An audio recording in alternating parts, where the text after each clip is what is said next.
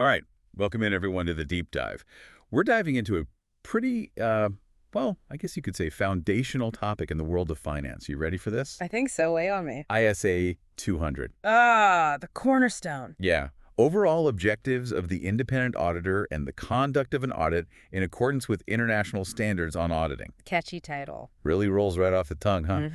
But honestly, though, it's like the core principles, the mission statement for any audit of, financial statements. The North Star for auditors. Exactly. And we're pulling everything straight from the source. Straight from the ISA 200 document. Yep, the document itself. No interpretations, no summaries. We're going deep. Deep dive. And the goal. To make this potentially pretty dense stuff, make it clear. Yeah, and understandable for everyone out there, even if you're not, a CPA yourself. Absolutely. So when you hear about these financial audits, right, it can sound like a whole lot of jargon. Oh, yeah. Alphabet soup. But we want to strip that all the way and get to the heart of it. What's the auditor actually trying to figure out when they look at a company's financials? And what rules, what standards do they absolutely have to follow? It's all about trust, isn't it? Building trust in the financial information that companies put out there. Right. And that's where these objectives come in. So objective number 1. Okay, so the ISA 200, right? It lays out two primary objectives. Two main goals. Yeah, the first one, it's all about getting what they call reasonable assurance. Reasonable assurance. And that's that the financial statements, the numbers, the information, they're not materially misstated. Meaning they're not significantly off, whether because of mistakes or even intentional fraud. Right, right. And if they can get to that point, to that reasonable assurance, then they can give their opinion. Their professional opinion. Right, on whether those financial statements are they, presented fairly in all the important ways. And of course, all based on the appropriate accounting rules. Could be IFRS, could be US GAAP, depends on the company and where they operate. Now, reasonable assurance, it's a bit of a tricky phrase, isn't it? It is. It's not a guarantee. Not at all. It's a high level of confidence, but it's not absolute certainty. Like the audit process itself, it recognizes that there are limitations. Inherent limitations. Right. Auditors, they don't look at every single transaction, every little detail. No, they use sampling. They use other procedures to assess the overall picture. So there's always a chance, right? Even with a well-executed audit. There's a chance that something could slip through. It's kind of like, a really thorough quality control check.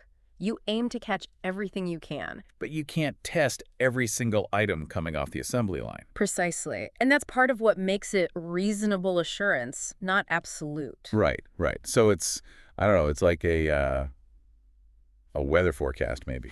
They use all this data, these complex models. Yeah, to give you a really strong prediction. But you still might get caught in an unexpected shower. Exactly.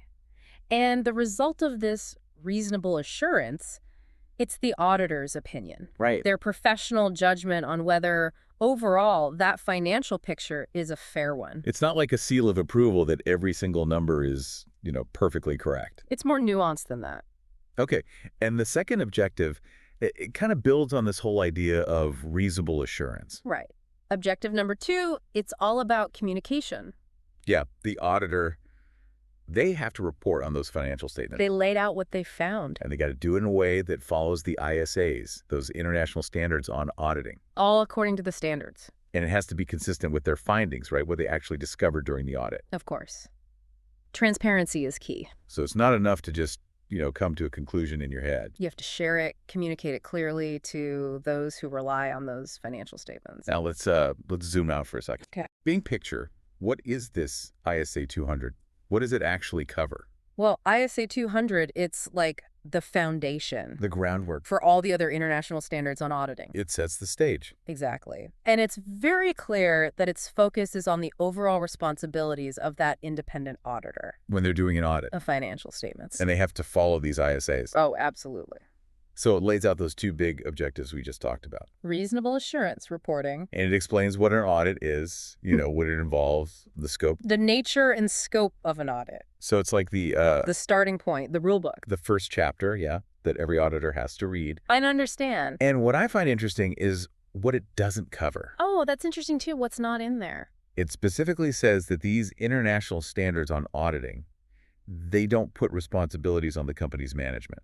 or those charged with governance. Yeah, the people overseeing the company. Interesting distinction. Right, so it's saying, look, the company's management, they're the ones responsible for putting together the financial statements. They prepare them. The auditor's job is to come in, totally independent, and check them. To audit them. ISA 200 makes that clear. Separate roles, separate responsibilities. All right, so let's dig a little deeper into this idea of an audit of financial statements. All right, let's get granular. We've talked about the goal, but how does this whole process actually increase confidence for the people using those statements?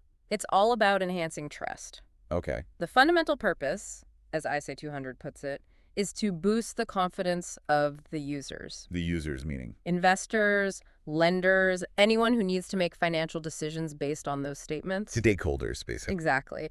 And the auditor's opinion, it acts as a sort of independent check. Of verification. It gives them more confidence that the information is fair and accurate. And that fairness, like we said before, it's tied to whether those financial statements are prepared according to the right accounting rules. Following the appropriate framework. Now, a key concept here is material misstatement. Yeah, this is a big one. What makes a misstatement material? It's not just any small error. Right. It's something that could reasonably be expected to influence the decisions of someone using those financial statements. So it's not just about the dollar amount. No, it's about the context, the nature of the misstatement, and its potential impact. So even a small number, if it's in a key performance indicator that investors really care about. Like profit margin, for example. It could be a big deal. It could be material, even if it's a relatively small dollar amount. In a material misstatement, it doesn't just have to be like a wrong number. Yeah. It could be something that's missing. An omission. Information that should be there but isn't. And that omission could change how someone understands the whole financial picture. Okay, so we've got the objectives down. The goals of the audit. Now let's talk about a super important part of any audit, ethics. The ethical foundation. ISA 200. It emphasizes these ethical responsibilities that auditors have to follow. What are the main ones? It all starts with independence. Right. That the auditor is acting independently. Totally separate from the company they're auditing. But it's more than that. There's integrity, being honest and straightforward. Objectivity, making sure your judgment isn't clouded by bias or conflicts of interest. And professional competence and due care. Meaning you have the right skills and you're acting diligently. Then there's confidentiality. Protecting sensitive information. Right, and professional behavior. Acting in a way that upholds the reputation of the profession. And that whole thing about independence, it's kind of got two sides, right? Two sides to the coin. You have to actually be independent. Independence of mind. But you also have to appear independent. Independence in appearance. So explain that a little more. Okay, so independence of mind, that's your internal state. It means you can make your judgment, your professional opinion, without being swayed by anything that could compromise it. No biases, no pressure from anyone. Exactly. And independence in appearance is about avoiding situations where it might look like your independence is compromised. Even if it isn't, actually. Even if you know in your heart you're acting with integrity, if it looks bad, it can damage trust. Right, because the whole point of an audit is to give people confidence in the financial information. And if they don't trust the auditor, the whole system breaks down. All right, let's talk about another crucial thing for auditors. Professional skepticism. That questioning mindset. What does that mean in practice? It means approaching everything with a healthy dose of doubt. Not just taking things at face value. You're alert to anything that might suggest a misstatement, whether it's an error or fraud. So you're always asking, could this be wrong? And why is this the way it is? And you're carefully evaluating all the evidence. Critically assessing it. So it's not about being cynical. Not at all. It's about being, prudent. yeah, and thorough. Exactly. You can't assume management is always honest or always dishonest. You have to look at the evidence and make a judgment. Based on the facts. And the standard gives some examples of what a lack of professional skepticism might look like. Oh, like drawing conclusions based on very little evidence. Or making assumptions that aren't really justified. Yeah, especially when you're planning and carrying out the audit. Can you give a real-world example of how an auditor would use this professional skepticism? Sure. Imagine you're looking at a company's sales records. Okay. And it's near the end of their financial year. Right. And you see a bunch of really big sales, unusually large, all recorded right at the cutoff. Right. Now, professional skepticism would say, wait a minute, Don't just assume everything's fine. Exactly. You dig deeper. Ask for more documentation. Investigate those transactions. See if there's any reason to believe they might be trying to, inflate their revenue for the year. It's about not being naive. Yeah, you have to question things, look for the full picture. And be prepared to be surprised.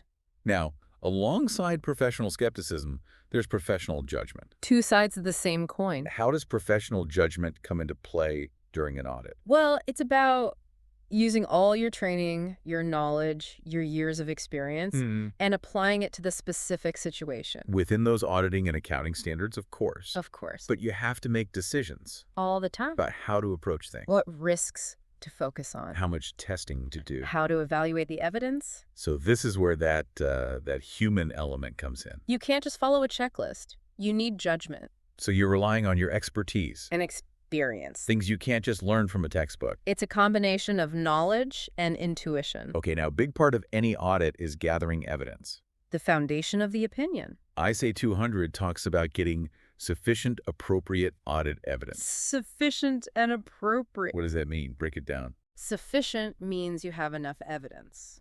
Enough to support your conclusions. Exactly.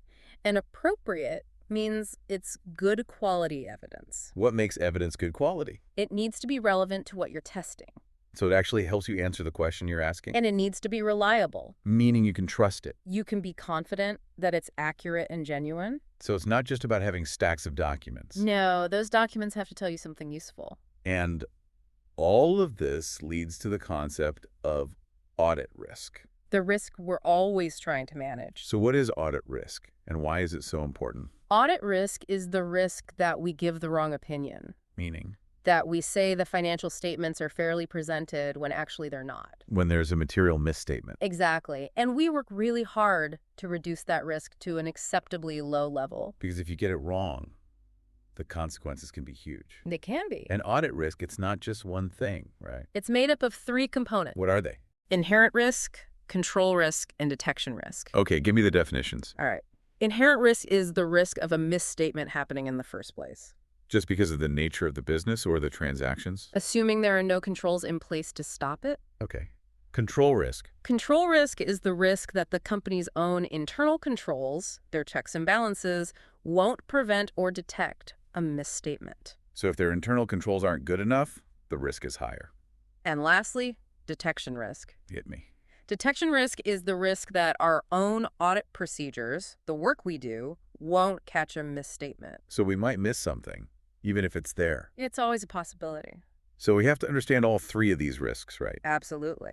We assess inherent risk and control risk. To see where the biggest risks are. And then we design our audit procedures to address those risks. That's where detection risk comes in. We try to make sure our work is thorough enough to catch any material misstatements. And reduce the overall audit risk to an acceptable level. Okay, last but not least, let's talk about the actual process of conducting an audit. Putting it all into practice. According to these ISAs, what are the key responsibilities? First and foremost, the auditor has to follow all the relevant ISAs. All the standards that apply to the specific audit they're doing. And an ISA is relevant if the circumstances it addresses are present in that audit. So you have to know all the ISAs and understand when to apply them. And what if you can't follow a relevant ISA? What happens then? Well, ISA 200 talks about that. If you can't comply with a relevant ISA, you have to figure out if there are other ways to achieve the objective of that IS. So find another way to get to the same goal. Exactly. But if you can't achieve the objective at all, it could affect your ability to form an opinion on the financial statements. It might mean you can't give a clean opinion. You might have to modify your opinion or even withdraw from the engagement entirely. in some extreme cases, yes. And what about situations where a key objective within an ISA can't be met? That's a serious issue. Yeah. If a core objective can't be achieved, you have to consider whether that prevents you from achieving the overall objectives of the whole audit. So it could undermine the whole thing. Potentially. And what do you do then? Well, you might have to modify your audit opinion to reflect that limitation. So the users know that there's a problem. Exactly. Okay, so let's recap. We did a deep dive into ISA 200. We went deep. And we saw that the main goals of an audit are to get reasonable assurance that the financial statements aren't materially misstated. And to report on those statements. Right. And we talked about the principles that guide auditors, like keeping a questioning mind, using professional judgment, upholding ethical standards, And getting enough good evidence. while managing audit risk. All within the framework of those international standards on auditing. So when you understand these principles It gives you a better sense of how financial reporting works and the role of the auditor. in making that information more reliable. Now remember, audits provide reasonable assurance, not a 100% guarantee. There are inherent limitations. So it makes you think, right, about all the information we use to make decisions. How much certainty can we really have? What questions should we be asking about the information we rely on? Good food for thought. Definitely. Thanks for joining us on this deep dive into ISO 200. We'll see you next time. See you then.